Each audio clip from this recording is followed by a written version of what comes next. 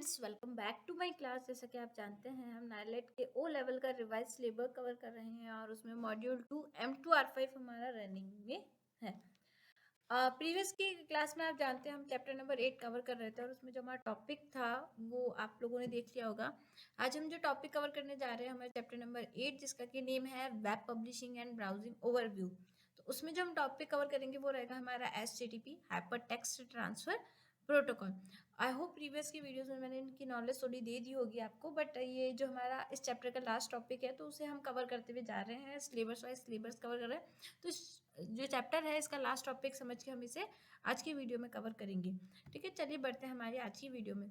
सबसे पहले हम देख लेते हैं कि HTTP क्या है। जैसे कि इसकी फुल फॉर्म आप जानते हैं, हाइपर टेक्स्ट ट्रांसफर प्रोटोकॉल है।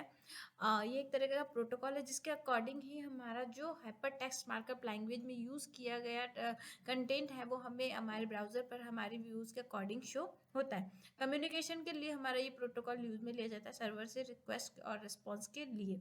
देखते हैं क्या लिखा गया है यहाँ पे।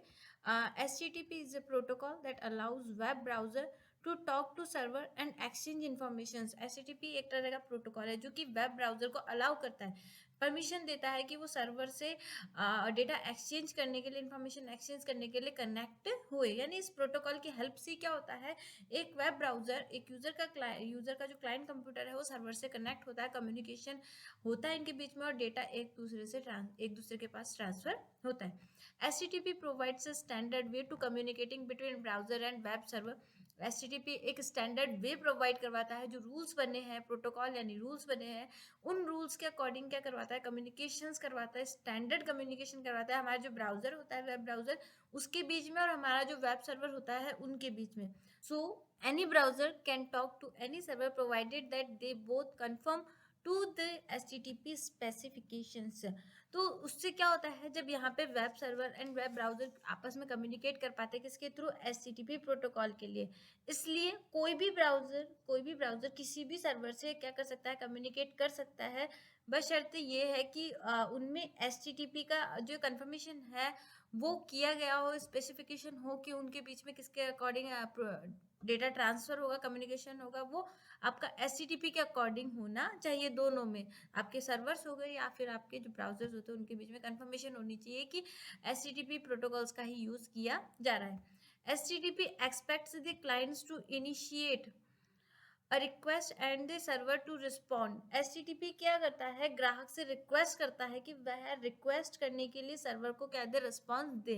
यानी HTTP के थ्रू क्या करता है, एक क्लाइंट अपनी रिक्वेस्ट को सर्वर तक इनिशिएट करवाता है और सर्वर को रिस्पॉन्ड करने के लिए क्या करता है, एक तरह से प्रेरित करता है।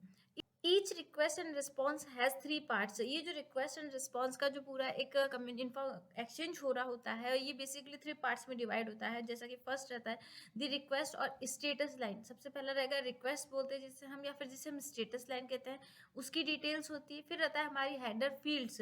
जो हेडर फील्ड्स होती है हमारे रिक्वेस्ट की, उसकी डिटेल्स रहती है। एंड देन लास्ट रहता है हमारा एंड द एंटाइटी बॉडी। जो भी हमारे जो रिक्वेस्ट की जा रही है उसकी जो भी एंटिटी बॉडी होती है वो उसमें डिटेल्स में शो करवाई जाती है।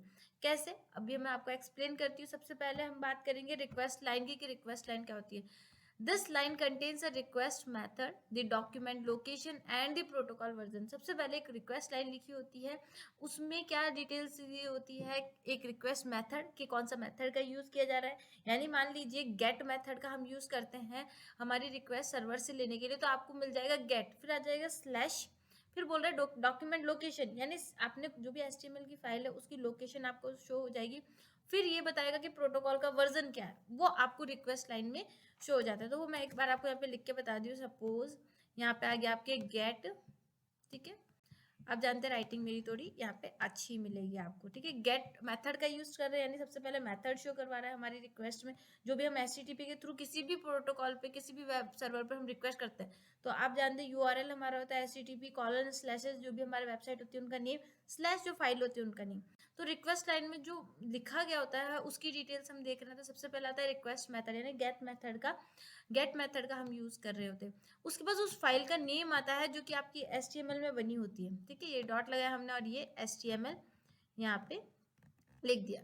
तो ये क्या बता रहा है, उस डॉक्यूमेंट की लोकेशन बता रहा है कि ये डॉक्यूमेंट कहाँ पे, ये HTML है, ठीक है, तो ये बताएगा कि आपने जो मेथड यूज़ करा उसके बाद कौन सी लोकेशन की फाइल आप एक्सेस करना चाहते हैं। उसके बाद स्लैश आपको मिल जाएगा यहाँ पे एचटीटीपी का कौन सा वर्जन है, आपका जो प्रोटोकॉल यूज में ले रहा है आपका सब ब्राउजर अपनी रिक्वेस्ट को सर्वर तक जाने के लिए, तो कौन सा प्रोटोकॉल है। ठीक है, सॉरी एचटीटीपी है, इसको थोड़ा सा चेंज करते हैं। ठीक है, ये एचटीटीपी है और इसमें आपका रहेगा वर्जन कौन सा रहेगा वो स्लैश करके आपको शो हो जाएगा। ठीक है, सॉरी 1.0 मान लो जो भी वर्जन हो रिक्वेस्ट का।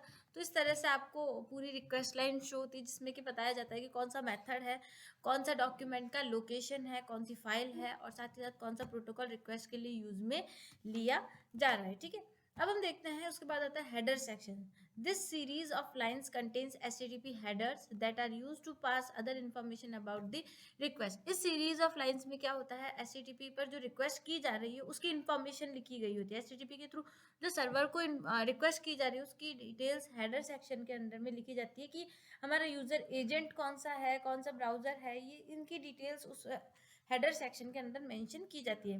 And about the client itself, और साथ ही साथ क्लाइंट की डिटेल भी इसी हेडर सेक्शन में दी जाती है। ठीक है, उसके बाद टू दी सर्वर, और जो सर्वर को जो डिटेल्स दी जानी है उनकी डिटेल्स होती है अ ब्लैंक लाइन, सॉरी ये लाइन है। Then separate the header section from the entity body. फिर उसके बाद आपको एक ब्लैंक लाइन मिलती है जो कि क्या करती है, आपकी जो एंटाइटी बॉडी होती है उससे आपके जो हेडर सेक्शन है उसे डिवाइड करती है, अलग करती है। ठीक है, तो जिस तरह से मैंने यहाँ पे आपको रिक्वेस्ट लाइन लिख के बताई, इसी तरह उसके नीचे आपके हेडर सेक्शन होता है कि यूजर एजेंट कौन सा है, कौन सा जो भी डिटेल्स है वो सब यहाँ पे लिखी होती है। देन उसके बाद होता है आपके entity body. This section contains other data to be passed to the server. यह सेक्शन क्या करता है, जो भी आपके जो कह सकते हैं कि सर्वर पर जो डेटा जाने वाला है, अन्य जो भी डेटा होता है वो इसमें इंक्लूड होता है। There is usually information here only when a form is submitted. एक वेब फॉर्म कहाँ पर डेटा को ले जाकर सेव करना है, इसकी पूरी इंफॉर्मेशन इसके अंदर होती है कि इस फॉर्म को, वेब फॉर्म को कहाँ पर सर्वर पर सेव करना है, कहाँ डिटेल्स रहनी है, उनकी डिटेल्स यहाँ डेटा आपको यहाँ पे देखने को मिल जाता है। एंटाइटी बॉडी जो रिजल्ट में आपको रिक्वेस्ट में मिलेगी वो आपको इसके अंदर मिल जाती है। तो एक तरह से जब हम रिक्वेस्ट करता है कोई भी क्लाइंट कंप्यूटर, तो उसके पास ये 3 मेथड्स रहता है, रिक्वेस्ट लाइन, हेडर सेक्शन और एंटाइटी बॉडी जो भी होती है वो सारी यहाँ पे आपको शो हो जाती है। ये तो था उस मेथड से। एंटाइटी बॉडी में ये भी आता है कि कौन सी इमेज, कौन सा वीडियोस, कौन सा जेपीईजी फाइल आपके साथ अटैच की जाएगी, वो सब इसको आपको एंटाइटी बॉडी के अंदर ही शो होगी। उसके बाद आता है हमारा this server then responds to the request in a similar fashion. इसके बाद जब आपकी रिक्वेस्ट सर्वर से आ रही होती है तो उस समय जो रिस्पॉन्स किया जाता है वो कुछ इन फैशंस के अकॉर्डिंग दिया जाता है। जैसे सबसे पहले स्टेटस लाइन होता है। This line contains the protocol version, status code and a reason phrase. जैसे कि अभी हमने प्रीवियस में देखा था गेट मेथड का यूज किया गया था, तो उसी तरह जब सर्वर अपना रिस्पॉन्स दे रहा होता है तो उस समय भी स्टेटस लाइन में आपका कौन सा प्रोटोकॉल का वर्जन है, स्टेटस कोड क्या है, रीजन फ्रेज क्या है, इनकी डिटेल्स वहाँ पे रहती है। सर्वर के थ्रू भी जो डेटा आपको मिलता है उसमें भी हेडर सेक्शन होता है। This series of lines contain HTTP headers that are used to pass other information about the response. इसमें क्या रहता है, आज इसमें वो जो रिस्पांस दिया जाना उसके बारे में जो भी एडिशनल इन्फॉर्मेशन होती है पास करने के लिए जो आगे जा रही है हमारे कस्टमर के पास, हमारे जो भी यूज़र है उसके पास जा रही है, तो उसके ग्राहक को जो भी उसका जो रिसीव करने वाला होता है उसके स्वयं के सर्वर के बारे में जानकारी देता है। यानी जो भी सर्वर के बारे में क्या देता है, जानकारी देता है एचटीटीपी प्रोटोकॉल हेडर सेक्शन के थ्रू ही, और साथ ही साथ जो रिस्पॉन्स दिया जा रहा है उसकी भी जो डिटेल्स होती है वो हेडर सेक्शन के अंदर मिल जाती है टू दी क्लाइंट। किसको दी जाती है, क्लाइंट को दी जाती है, जिसको जो कि अपने ब्राउजर से रिक्वेस्ट करा है जिसने, उसको ये डिटेल्स हेडर सेक्शन में दी जाती है। अब blank line then separates the header section from the entity body. यहाँ पे भी ब्लैंक लाइन होती है, सॉरी यहाँ पे भी लाइन है, सेपरेट करती है आपके हेडर सेक्शन को एंटाइटी बॉडी से। तो यानी जो भी डिटेल्स है, रिस्पॉन्स की डिटेल्स है, इंफॉर्मेशन है, वो शो करवाई जाती है, वो किस में रहती है, हेडर सेक्शन के अंदर में ही रहती है। फिर आता है हमारे entity body. This section if present contains the document और ऑब्जेक्ट रिक्वेस्टेड। इस एंटाइटी बॉडी में वो सेक्शन रहता है, अगर ये दिखता है, अगर प्रेजेंट रहता है तो इसमें वो डिटेल्स रहती है कि एक क्लाइंट कंप्यूटर ने कौन सी रिक्वेस्ट करी थी, उसका क्या रेस्पॉन्स जा रहा है, क्या ऑब्जेक्ट है, उसकी डिटेल्स इसके अंदर रहती है। चाहे वो HTML की फाइल क्यों ना हो गई, कोई टेक्स्ट HTML की कोई फाइल नहीं हो गई, जो भी डिटेल्स होती है वो सारी इसके अंदर आपको देखने को मिलती है। एक तरह से जैसे फॉर्मेट मैंने स्टार्टिंग में भी आपको एक लाइन लिख के बताई थी, वैसे लाइन बाय लाइन सारी डिटेल्स लिखी गई होती है। देखिए अभी ओ लेवल के सिलेबस में केवल इनके बारे में थ्योरी इतनी ही है। अगर आगे इसमें ऐड होता है तो हम इसको कंटिन्यू करेंगे, और अभी नहीं तो अपडेटेड जो भी सिलेबस आएगा उसमें हम इन्हें कवर कर लेंगे। बट एट प्रेजेंट इस सिलेबस में केवल टॉपिक्स की इतनी ही आपको इन्फॉर्मेशन मिल रही है कि किस तरह से सर्वर, अगर क्लाइंट कंप्यूटर सर्वर पर रिक्वेस्ट करता है तो कौन से मेथड्स होते हैं, और सर्वर किस तरह से रिस्पॉन्स क्लाइंट कंप्यूटर को देता है, उनके लिए कौन से मेथड होते हैं, उनकी डिटेल्स हमने इसमें देखी है। देखिए सारी डिटेल्स मिल जाती है इसमें कि कौन सा कंप्यूटर यूज में लिया जा रहा है, कौन सा आपका वेब पब्लिशिंग टूल्स यूज में लिया जा रहा है, कौन सा सर्वर यूज में लिया जा रहा है, कितने कंटेंट्स की लेंथ होगी, कौन सा कंटेंट टाइप है।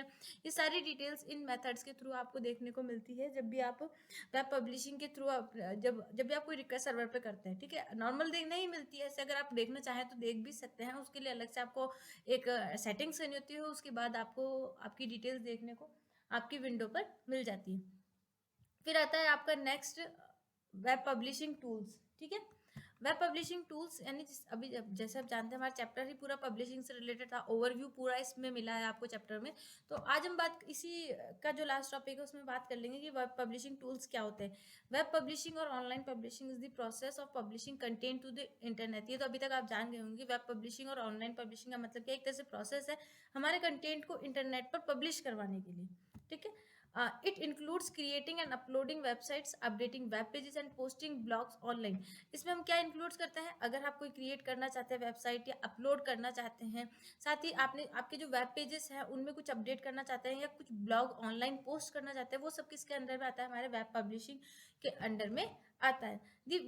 The published content may include text, images, videos and other types of media। जो published content होता है उसमें हमारा कुछ भी हो सकता है, टेक्स्ट भी हो सकता है, इमेजेस भी हो सकती है, मीडियाज भी हो सकते हैं, कोई भी एडिशनल फाइल्स भी हो सकती है, कोई भी एडिशनल हम हमारे कंटेंट्स हमारे वेब पेजेस पर पब्लिश करवा सकते हैं। ठीक है, तो ये जो पब्लिश करवाते हैं हम हमारे कंटेंट्स को हमारे पब्लिश करवाते हैं हमारे डेटा को, जो हमने फाइल्स क्रिएट करी है, डॉक्यूमेंट्स क्रिएट करे, उन्हें different types of web publishing tools are available in market. उन्हें पब्लिश कराने के लिए कुछ डिफरेंट टाइप के वेब पब्लिशिंग टूल्स अवेलेबल है जिनका यूज हम कर सकते हैं अपने कंटेंट्स को पब्लिश करवाने के लिए, जैसे कि नेटस्केप नेविगेटर गोल्ड हो गया, मैक्रोमीडियाज बैकस्टेज डेस्कटॉप स्टूडियो हो गया, साथ ही साथ Adobe PageMill and SiteMill हो गया, और other web publishing tools like Adobe Dreamweaver, Eclipse. तो इसी तरीके के और भी ऐसे प्लेटफॉर्म्स हैं जिनकी हेल्प से क्या करवा सकते हैं हम हमारे जो वेब पेजेस हैं उन्हें पब्लिश करवा सकते हैं, ताकि हमारी वेबसाइट जो हमने क्रिएट्स करी है, वेब पेजेस हमने क्रिएट करे, उसे हम सभी को पब्लिकली शो करवा सकें। तो आप चाहे तो इन मेथड्स का, या जब भी आप कभी प्रैक्टिकल करें तो किसी भी एक अच्छे मेथड्स के थ्रू क्या करें, अपनी वेबसाइट को पब्लिश करवाने की कोशिश करें, ट्राई करके देखें। अगर होता है तो बहुत अच्छा, नहीं तो फिर इससे आगे के जो अपडेटेड्स आपके मॉड्यूल्स होंगे उनमें आपको पूरी इनकी भी प्रोसेस अच्छे से एक्सप्लेन की जाएगी। तो आई होप आपको आज की वीडियो में समझ में आया होगा कि HTTP प्रोटोकॉल्स क्या होते हैं, साथ ही साथ वेब पब्लिशिंग टूल्स क्या होते हैं, क्या इनके बारे में डिटेल्स रहती है, रिक्वेस्ट एंड रिस्पॉन्स के बीच में किस तरह से प्रोटोकॉल वर्क करता है। ठीक है, तो इस वीडियो में तो इतना ही फ्रेंड्स, मिलते हैं नेक्स्ट वीडियो में नेक्स्ट टॉपिक के साथ। तब तक के लिए good bye, take care and thanks for watching my video. Thank you once again.